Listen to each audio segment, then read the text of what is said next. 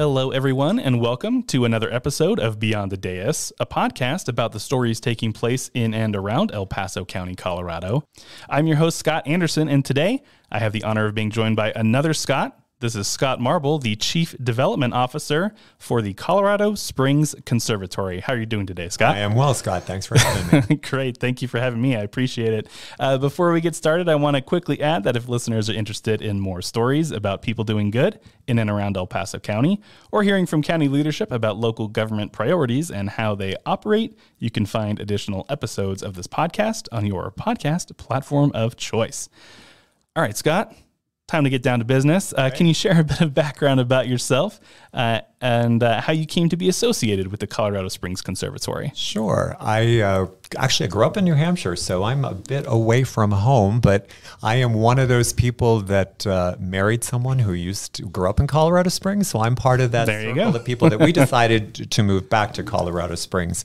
I met my wife, Holly, when we were both professional ballet dancers for a company in Las Vegas. I took a little road trip after getting my college degree in hospitality, stumbled into the arts, found that I had natural facilities I did not know existed. So I had the great good fortune and a dream that a lot of people don't have of actually working professionally for 11 years in 3 repertory ballet companies.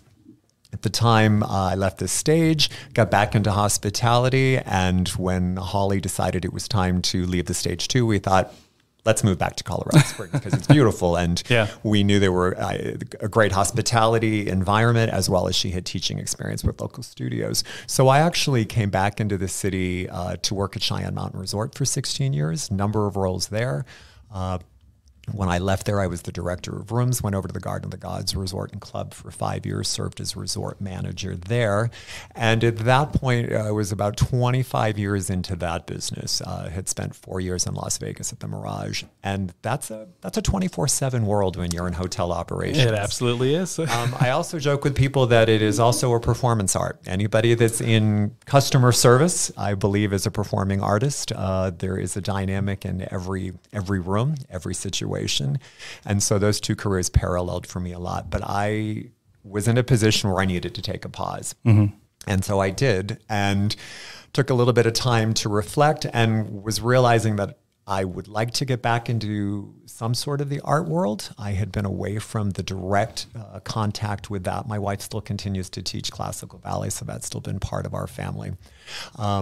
I did know of the conservatory because in those hotels, there were very often I was helping young performers bring in their drums and instruments as they were playing for various functions at either one of the resorts. And I knew the founder, Linda Weiss. And so at the time when I was looking, a friend of mine, a good friend of mine, Heather Steinman, was the COO of the organization. She moved over to United Way, so there was a position here. So I basically followed in her very big footsteps, but started as the COO. As many people know, Linda transitioned to take on a larger project with the Colorado Springs Community Cultural Collective. So I served as interim CEO for a year and then helped in the search for our current CEO, Nathan Halverson, who is now directing the organization. So it's been a great ride. In the 3.5 years I've been here, I've worn many hats. I will attribute a lot of that to being a performer on stage and covering a lot of different parts, as well as being in larger organizations where they're like, hey, we think you should be doing this because we need someone to fill that in.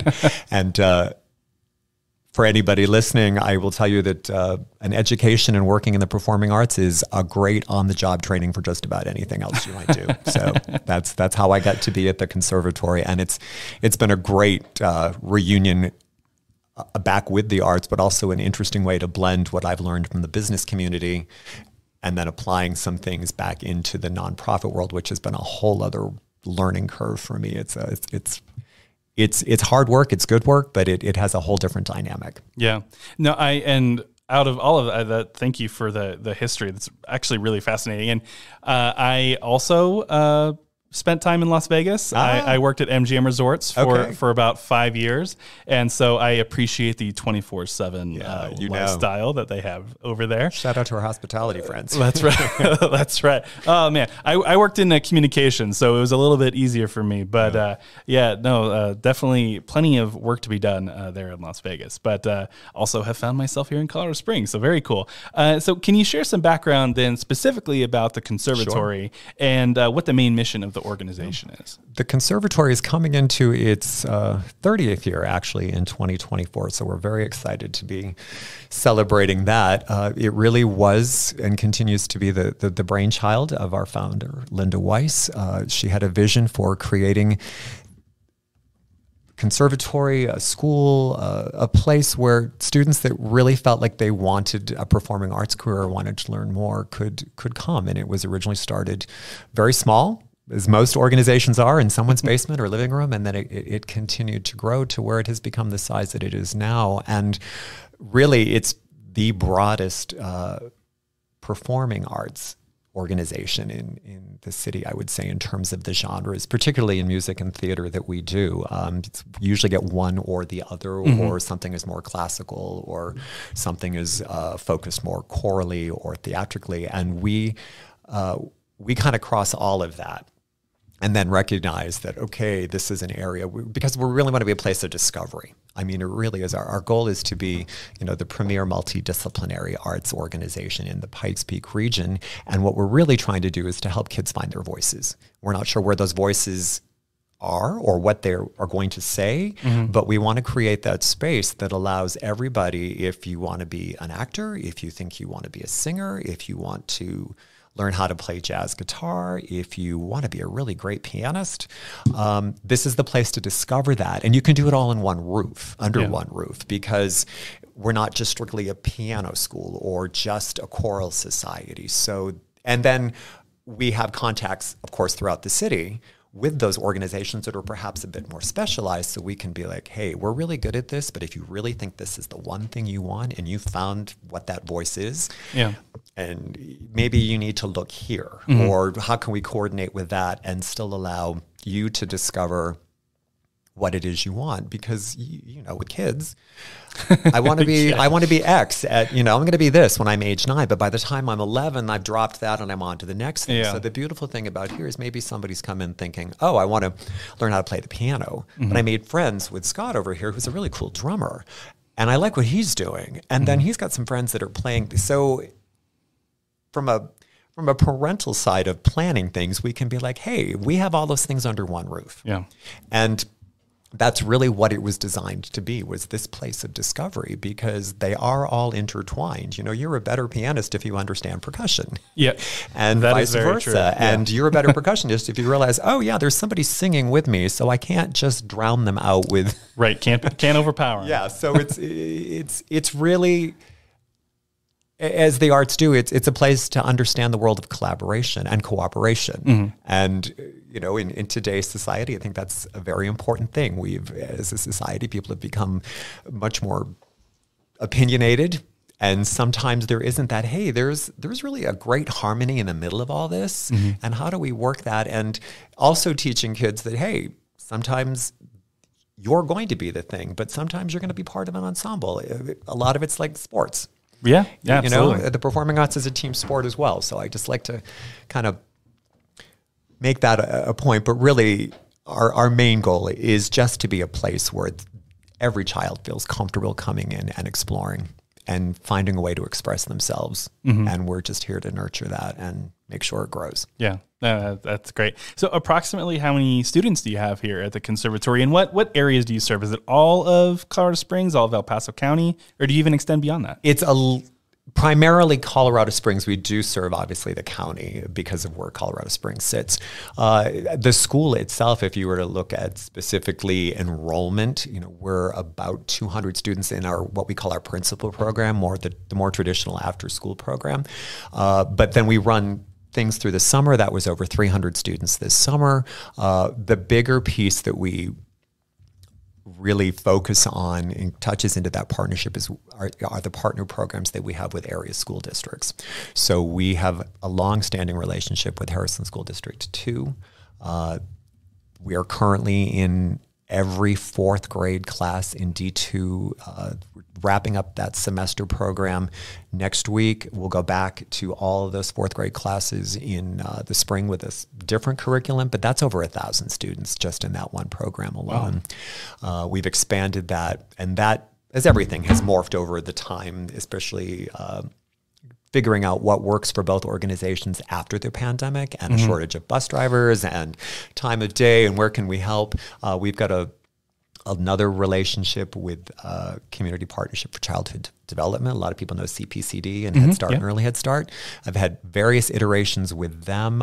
We will be returning with them in the spring. So they'll have some more classes here. D11 we've worked with. Matter of fact, this Thursday, a number of their theater students will be here. They are in preparation for ThesCon, which is up in Denver in December. So this coming Thursday becomes a chance to sort of get some extra classes, but also present the work that you're going to present up in Denver to an objective audience and get some critique, sort of a last polish before you go. And if your teacher tells you one thing, you listen, but then when another teacher tells you the same thing, somehow it makes more sense. Or kind of like parenting too, right? Yeah, exactly. So that different voice saying the same thing, but that's another a great relationship we've had. We have worked with Fountain Fort Carson in that school district. We have a great program called A Positive Note, which serves young adults and students with learning challenges. So those are Saturday morning classes, and that's, for a lot of people, that's just like the gem of the school, because there is talk about discovery and finding your voices for kids that literally didn't know they had a voice, or their voice is a little different than what you might think it is traditionally. Right. And with the last two productions we've had, or the concerts we've had, it's been fantastic. Watch those kids on stage. That's great. That's great. It's great. Can you talk about how important it is for people to understand not just that you guys are here and available, but that they can turn to you in their time of need? Now, usually when I ask this question, people associate need with food or shelter, but people need a lot more than just that. Yeah. Everybody needs the arts in their lives, and without realizing it, they are tapping into it or using them or enjoying them.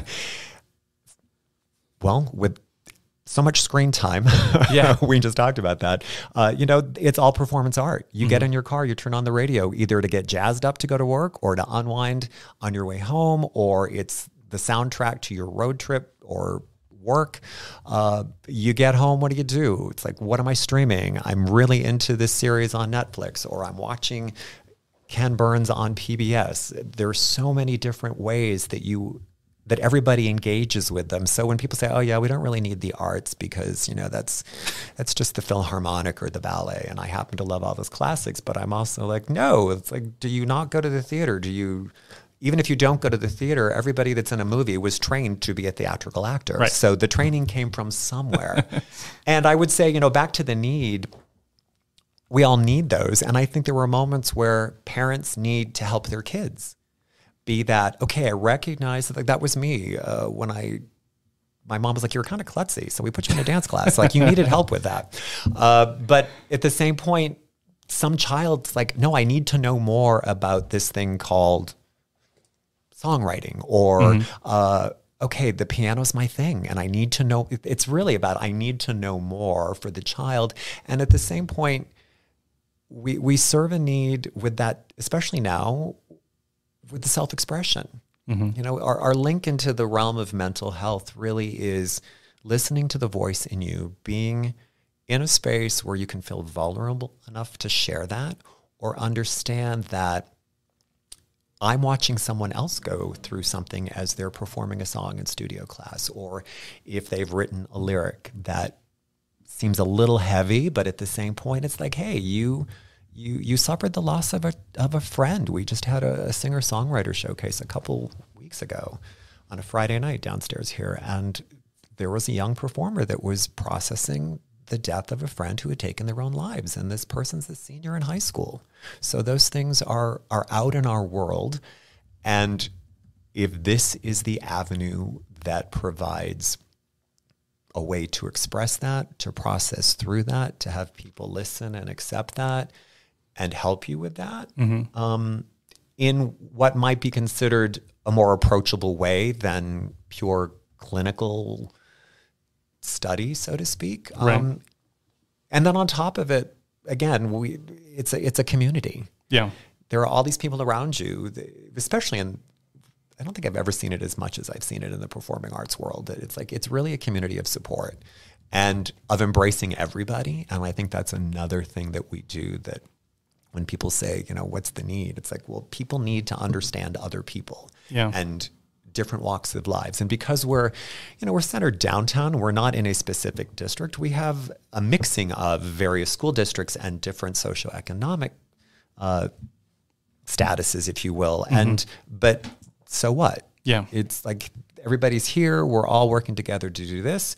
And there's also moments, particularly in studio classes, where we're trying to teach kids, okay, here's how you can be kind in your critique. We're trying to train you to recognize what needs to be critiqued.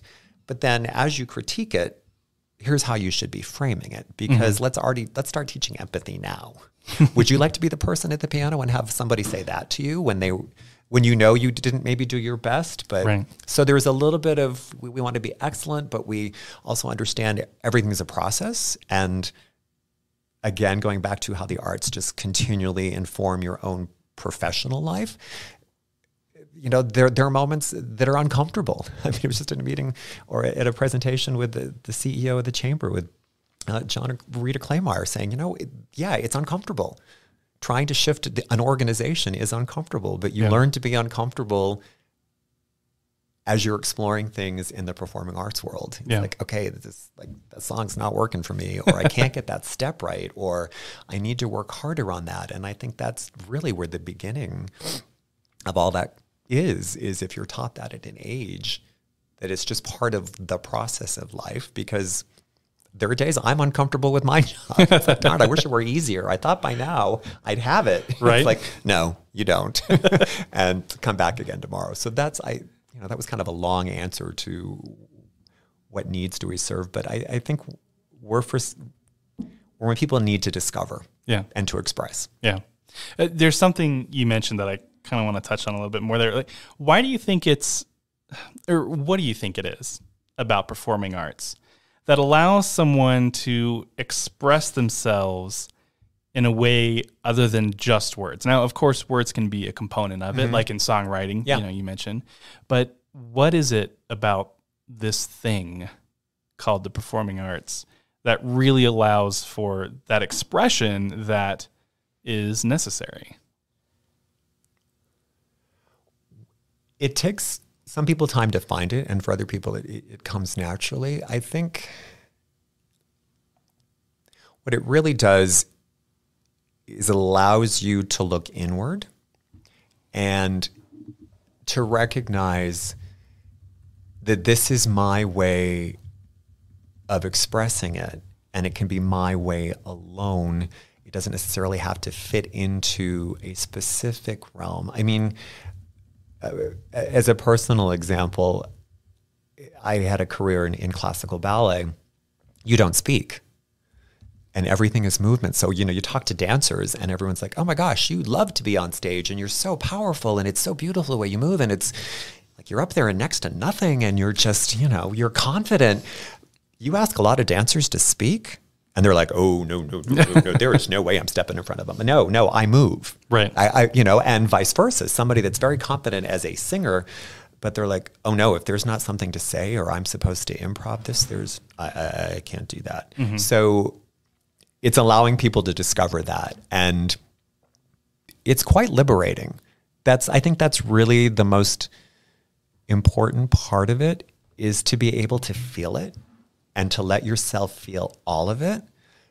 I mean, surely everyone can remember sitting and either watching a movie, reading a book, being in the theater, and just being so moved by something that for some reason you're just crying. Mm-hmm. The tears just come. I mean, happy, sad, whatever, or being overwhelmed by the power of it all. And to be able to find those emotions that deep and then to be free enough to let yourself feel them is what rounds us out as people.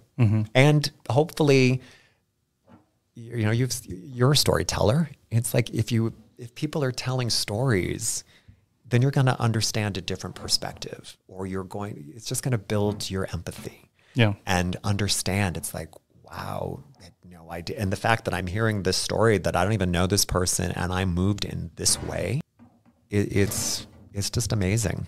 And it's beautiful. Yeah. It's a difficult thing to replicate, despite the fact that we have all these examples of great art and work and wonder that are out there, right? It's a really difficult thing to replicate. So the fact that it does have the ability to happen frequently is really incredible. And again, I think one of the reasons why performing art is so integral to who we are as just humans, because we crave that. We want that. I mean, people seek it out, right? I mean, you mentioned yourself, you know, what are people doing when they're not at their job? They're watching Netflix, they're listening to music, they're doing all these things that allow them to connect to that ability to feel that. So yeah, no, I very much understand where you're coming from. I appreciate it. Well, and it's interesting because as you mature in that world, you know, we all strive for perfection, and you're like, well, okay, but don't let perfection get in the way of progress or the moment. And that's where you realize it's like, thought I was going to do it this way, but it came out that way. And because that's what it was supposed to be in the moment. You know, if you can kind of surrender to that because, okay, I thought I was going to do this. And I've even done that in some public speaking things. Like, well, I had kind of thought I was going to do this, but somehow the energy in the room took me there. And it was good. It was fine. But you do then understand that give and take of being in the moment and recognizing that, okay, I can sense, and really being in the moment and being aware of energies and reactions is also another part of just being a great human being, to understand, oh, in this moment, shouldn't tell that joke. Or I need to listen more. Like I'm speaking too much because that person across from me, I can tell, wants to share something else. So I'm just, again, those are skills that you learn as you listen and observe, and others allow you to express as well. Yeah, that's really great. Thank you. So after submitting your grant request to the county, the Colorado Springs Conservatory was awarded $25,000 of ARPA funding. Can you talk about what specifically that money has gone to fund? Sure. That was just a great gift because in the course of a fiscal year, we give close to, if not more than, $100,000 in scholarships every year. So right there, that $25,000 was a quarter of the funding that we would be seeking, and it assisted close to 20 students through the course of the 2 semesters, shall we say, of the more traditional fall and spring semesters. And we do some merit scholarship, but we do quite a bit in need. And we're really of the opinion, part of the reasons we love going into the school districts is because we discover those kids that really need to be here. Back to your need question. You just know that child needs to be here or needs to have the opportunity to dive deeper. And given their situation, you know, that's just not going to happen. So we've been able to offer people, you know, and typically with scholarships, it's never 100% or full ride. The families always have some investment in, but we're very open with that in terms of you pay us what you think you can pay, and then we'll find the rest. I mean, there have been times we've come up short with it and we've just written it off at the end of the year because it means that much to us that those students are here and we recognize those financial situations. So having this ARPA funding and the management coming through with the county was really stellar. I mean, the county's always been great to us, so we're always grateful for that. But especially at that time when it came through, as some of our families, their household incomes had shifted. You know, we weren't working as much, or depending on where you were, or we're on a temporary layoff until we understand what's going on. But, you know, unemployment and everything only goes so far. So as everybody tightened down, sadly enough, it's sort of the trend of our society. It's like you start cutting out of the arts because it isn't food and it isn't housing, and which I completely understand, but it's always the battle. Yeah. And again, when you start talking about kids programming, if you're mom and dad, it's like, well, I got to feed everybody. So I'm sorry, Scott, we can't afford to send you to this class. Maybe we can do it, if your school still has it. But so we were really looking for those opportunities, and that $25,000 made a huge difference.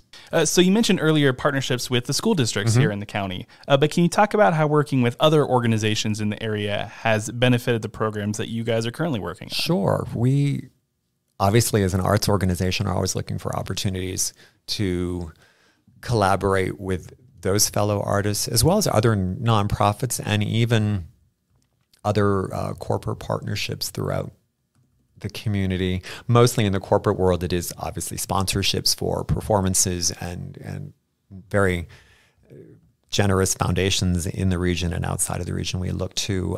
But we're always looking for ways that we could collaborate in another venture. It's been a while since we've worked with some of the dance studios. Again, it's been interesting coming out of the pandemic and understanding what can work, what doesn't work. Maybe there's a pause for this, but a number of conversations with how do we create things for those students? Where could we partner in with musicians to become our pit orchestras when we do musicals, or to bring other youth musicians that would supplement or work with us in the summer to create the big vision for the future is our summer program, which is the musical theater intensive is a 4-week intensive of classes in the morning, rehearsals in the afternoon, and then a production 4 weeks later. We did our premiere this year with Titanic the Musical up at the Ant Center. We've collaborated with the Ant Center, which is a great story because David Siegel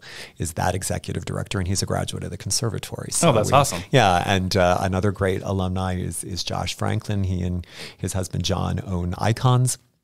So he's been in and out. He's now our vice chair. So it's fun to see at that 30-year mark, there are alumni that are old enough that have graduated or now in those years. But, trying to find maybe some different collaborations with the Youth Symphony and things like that. Just always on the lookout, understanding that everyone's got their programming and trying to find ways that, okay, for this 4 weeks, could we make it a little more community-wide? Yeah. I'm curious. We've talked pretty generally about students and about the arts and things like that. But is there a personal story that you can share to help demonstrate the work that's done here at the Conservatory? Sure. Actually, we are using part of the letter in a little bit of our marketing. It was that poignant and it was that touching. It came from a student who had received some scholarship funding from Harrison School District 2 to be part of the summer musical intensive. And I'm going to paraphrase here, but in that letter of thank you, and whenever there's money specifically given to someone, we're always teaching or trying our best to teach students the art of thank you notes and expressing gratitude. Like, this just didn't come. Like, someone decided you. No, that's an ongoing battle. I do that with my kids. And it's funny. I will tell you, and I'm of another generation. I'm older than you, but it's like, yeah, mom always did that at Christmas and birthdays, and we're like, ugh. Oh yeah. But now people are like, thanks for sending that, or especially in the electronic world where it's really easy to, and that works as well, but. Every once in a while, someone's like, wow, that was a great note. Thanks. Like, you took the time to sit down and write it and put it in the mail. Yeah. But back to the thank you note that was so beautiful, just the expression of, I never thought I'd have this kind of opportunity. I was given a chance to grow. I discovered things about myself I didn't realize were there. I also learned to be a good teammate and how to really collaborate well. And the growth just in those 4 weeks were just astounding. And then really kind of closing, like I'm excited about what my future could be. And that's really, that kind of summed it up right there. It's like, yes, we're about you coming in and feeling the support, as well as understanding you're going to learn and we're going to teach. but taking that and realizing that it will help you grow. And if you can find the strength to allow that to happen, then you're going to discover things that you had no idea would bring you joy in a way that you will always remember, and you will always carry it with you. Again, back to the performing arts, even if you don't end up in a professional career. Let's face it, most people don't. Right. The odds are, right. I think it's up there with professional athlete, maybe even less, because the programs aren't structured, with college athletics and such. But you'll always remember those moments where someone took the time to train and took the time to explain. And I joked, even when I got out of the world of dance and back into the corporate world, and I was a hotel clerk in Las Vegas, okay, thousands of people. And my gosh, Siegfried and Roy days, that's when I was there. But it was fascinating to me because I realized it's like, yeah, we were the performers, the original multitaskers. Yeah. I'm singing, I'm carrying a tune, I'm remembering these words. If I'm in a production or some sort of dance piece, I'm remembering choreography. I'm remembering my relationship to you on the stage, my space on the stage. So right there. And then if you're, again, back to classical ballet, they're very specific positions. So, okay, 2 arms, 2 legs, a body, a head. There are 6 things that are going to change on every beat. Yeah. And typically in that realm, and a lot of times, things are thrown at you fast. And and your daily class is never the same. So it's like, okay, you're always just taught to be aware, to be observant, and to be ready, and to be willing to try something different, because it'll translate into, I became the person at both hotels that are like, we need someone to do this. And so if you're used to covering parts or having to learn things quickly, or you're willing to jump in and put your hand up and say, sure, I'll give it a shot, because what's there to lose? Right, exactly. But that comes from having that experience of being, okay, I've been thrown other things and I can figure this one out too. And that can become great personal credentials. Yeah. When they're like, oh, if we need something done and we're not quite sure, it needs to be figured out, we can give it to Scott. Or we can give it to Bob, because that's just what they may not know that you've had that kind of training. Right. But, there's always the whole music math connection. Yeah. Because music is math. Yeah. If you're really getting into theory and how it's written and how you want to phrase things, it's all about numbers and accents. So, I completely agree. And nowhere near the professional ballet experience that you have had. But a little bit about me. In high school, I was part of the marching band. Sure. And you want to talk about trying to get a teenager to multitask. I was in the drum line, so I played a bass drum. It came out in front of me, and trying to avoid the other 300 students on this football field as we're moving around different formations and trying to, as you had choreography, keep tempo, right? We're trying to keep tempo for everyone, and working with the conductor and just trying to make all that work. In my head, as a high school kid, that seemed like the apex of multitasking. But especially because if you're trying to keep percussion for everybody else, but at the same point, you've got to know when to move for formation. It's like, wait, which count was that? Was that for the music or was that for me? And I honestly, I still can't believe that I was able to remember every step of a 20-minute performance. Yeah, it's huge. Again, you're going around 100 yards long, 28 yards wide about, and just, every beat you're moving to a different part of the field. And I honestly can't believe that high school students could do that. It's amazing. I think, to your point, I think the inherent understanding of the human brain to connect music to something like math, that's this is something that just exists, and it exists in certain ways because that's almost not to get too philosophical, but almost like nature of the universe stuff type, right? And it's how our brains just naturally understand things. So being able to kind of flow in formations and being able to even something like keeping a tempo, right? Keeping the beat. I think just speaks to that part of our brain that's yes, order. We need that order. We want that flow, and that exists. So again, not a professional ballet dancer it's not by the any point. stretch of the imagination, but it is something that I always look back on, and this also speaks to a point you made earlier. I can very easily remember very specific moments of those types of performances, Right. and those types of moments. You ask me about any other high school, even college experience, and it's hard for me to identify specific things because in my brain, they're not connected to something significant. But anytime I was doing it was a performance, or anytime it was something connected to even something like a presentation, Sure. right? That's still performance of a type. And those are the things that really made an impact and are, easy for me to look back and remember. It's like, hey, like that was an impactful part of life. Yeah. So no, I really appreciate everything that's been said so far. We've mentioned a number of the programs that exist here in the conservatory. I was just wondering if there were any other programs that you haven't mentioned yet that would be important for listeners to know about.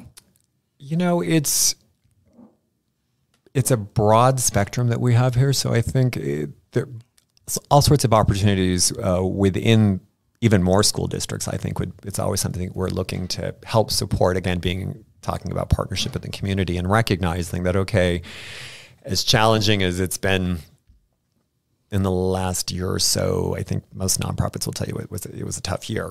Mm-hmm. Oh, yeah. Just with stock market changes and companies resizing and, okay, we've merged, we've got a new focus. It's all part of what you deal with all the time. But then to be able to support those schools as they're looking at limiting funding as well and maybe needing to reorganize. I'll just reiterate, there's so many opportunities. It's a place of discovery, but I think one of the things that people don't really know, or we maybe have not done a good enough job with it, is the Positive No program. I mean, those are for kids and young adults with learning challenges, and we've had great success with just finding ways to let those students open up and communicate and find that joy of expressing, or finding that there aren't limits when they thought maybe there were. Yeah. And I think that's always the challenge, where you have this, in many things in life, there's a preconceived notion that I must have X to do Y. And, well, maybe, but okay, if you're 5'1" and you tell me you want to be a center in the NBA, I'll say no. You're right, but it doesn't mean you can't love basketball. Right. Just like it does. I'm not going to be like, my piano skills are horrible. I work in a conservatory. I'm like, no, I came through dance. All right. It's like, my mom would be ashamed because she was a great musician and organist, but she recognized later that's like, oh, you needed to move to music. Now I get it. But yeah, it's like, hey, but it doesn't mean you can't enjoy it. It's like, right. You might not be that professional dancer in any realm, but it doesn't mean you can't enjoy it. And what it does is it really just builds the awareness of the importance of. You become that great patron, that great supporter. You recognize that it's what makes a great community great, And again, our community leaders who are out promoting the city will tell you the same thing. Great schools, great communities, great arts, great sports. Yeah. That's what we all want. And but so many things to offer and to just to be available to the community on any number of fronts. Very good. So if someone is interested in attending the conservatory, how can they learn more about doing that? Yeah, the quickest way to get a good overview really is at our website under the programs tabs, but that is at coloradospringsconservatory.org. It will give you a list of the various classes we have, the various levels that we're, from early childhood to exploratory to foundational to preparatory. There are also links there to calendars of events. So for instance, our holiday extravaganza comes up December 16th. So gosh, in a month. It's going to, I know everyone's like, oh my gosh, it's almost Thanksgiving and all the holiday stuff's kicking off. So, we really recognize that we're a performing arts organization and we need to be out there performing. So we have between things being presented here at the conservatory itself at 415 Saguache, and our spaces here, spaces up at the End Center and around town. We were summertime, 3 or 4 concerts in Bancroft Park. We do over 20 20 specific performances with showcases, and that's in, we take 5 or 6, so that's like in 40 weeks throughout the year. So, for instance, there's a Friday night recital coming up this week. Jazz night was 2 months ago. Singer-songwriter night was just 2 weeks ago. We've got a theater presentation coming up in February. We've got some performances coming up at the Wine Festival of Colorado Springs, which is our biggest fundraiser. That's always a fun thing that comes up in March. So the calendar's behind us. You can see it. It's got lots of blue on it, and it's already up to August of 2024. So that's just how we go. Well, that's good to have things planned. Yeah, it's kind of important. Yeah. So if people want to get, maybe it's not attending the conservatory, but maybe they have a passion for the arts and they want to get involved and help out. Are there opportunities for them to be able to do that? There are some. We're a little trickier because we have to be very specific with students and how there are interactions there. But we certainly always welcome volunteers when we come to big events like the Wine Festival and we need help with registrations and so forth there, as well as in some cases with the larger performances. There's just a lot of people to coordinate and manage as we are in guest venues. So there are possibilities and opportunities there. But if people want to reach out to that, they can again look at the website. There is a general email address, or they can call the Conservatory at 719-577-4556. And if we're not here, there's a great answering system, and we'll get back to you. I almost said machine. That's not that anymore. It's all IP and voiceover, and gotta love voicemail to email. We're always happy to find connections, and great to know when people are just curious, or even if they just want to come in and want to know more about, there's a Friday recital, is that open to the public? It's like, yes, it doesn't, not just for moms and dads. And, especially those that want to see what younger kids are doing. I mean, those recitals are those opportunities, again, for that confidence building. And hi, my name's Scott, and here's what I've been working on, and I'm going to share this with you. Thank you. And it'll be what it'll be in that moment. And from there we learn. And, it is the realization that, maybe I should have practiced more, or, okay, it wasn't as bad as I thought it was going to be. And I kind of psyched myself out, but then I psyched myself back in. And we do it for the rest of our lives. So you might as well learn early. No, absolutely. So coming to the close of the conversation here, I was just wondering if there's anything else that we haven't had a chance to talk about yet that you think would be really important for listeners to know about or to leave them with. Sure. I will just circle back to the importance of the arts in our lives. I think we talked about it earlier, that it often becomes the first thing that gets cut. And understandably, if it's not necessarily we would consider it a basic human need, but in broader pictures, we understand food, shelter, clothing, warmth, things like that. And even though it's not October anymore, and October is Arts Month, I mean, the community, Copper does a great job promoting that, and Angela and her team do a great job. It's like we're now in the holiday season, so go support those people that are performing at the Pikes Peak Center, or at the Fine Arts Center, or at the Ent Center, or at small community churches or different organizations. Part of the beauty of the arts is they're typically associated with moments of great human emotion. Sometimes that's sadness, but for the most part, it's usually a moment of celebration. So we're coming into a joyous season.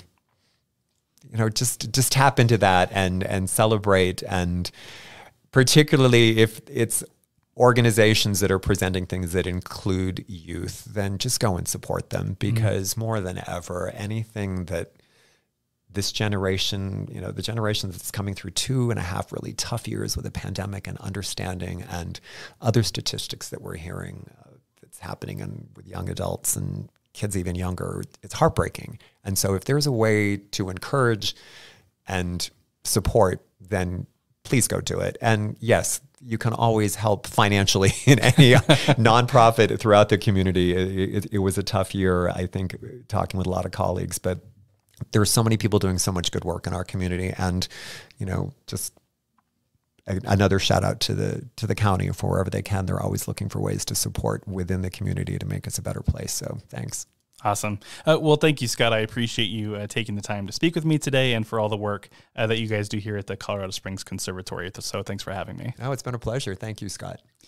If you're interested in listening to additional episodes of Beyond the Dais, be sure to look for us on Podbean or wherever you get your podcasts. Thanks for listening, and we'll see you next time.